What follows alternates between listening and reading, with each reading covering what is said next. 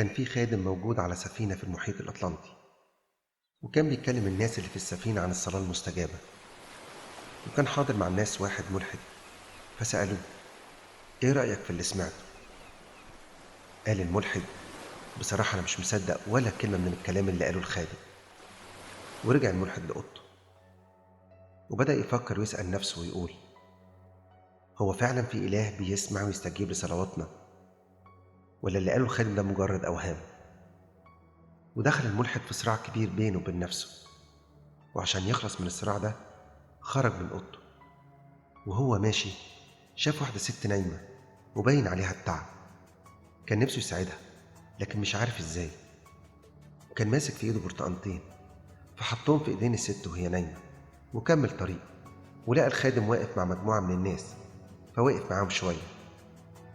وهو راجع لأوضته قابل الست وشافها مبسوطة وهي بتاكل برتقانة. ابتسم الملحد وقال لها: شايفك مبسوطة وانت بتاكل برتقانة.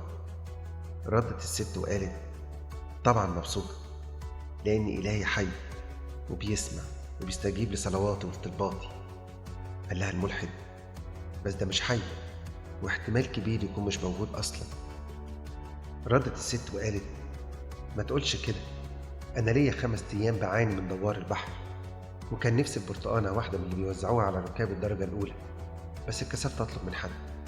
والنهاردة وأنا نايمة أبويا بعت لي بدل البرتقانة 2، اداني أكتر من اللي طلبته. أنا مصدقة كلامه اللي بيقول: لأن أباكم يعلم ما تحتاجون إليه قبل أن تسألوه. قال لها الملحد: أنت متأكدة من اللي بتقوليه ده؟ ردت الست وقالت: طبعا متأكدة، وهكذب ليه؟ سكت الملحد وقال لنفسه: معقولة يكون كلام الست ده حقيقي؟ معقولة يكون الله موجود، وإنه حي، وإنه سمع لصلواتها واستجاب لطلباتها عن طريق أنا الملحد اللي مش بيؤمن بيه؟ يا رب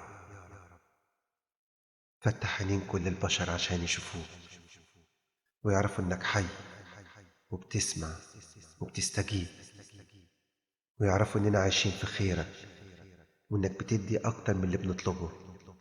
وساعتها هيقولوا إن إلهي حي.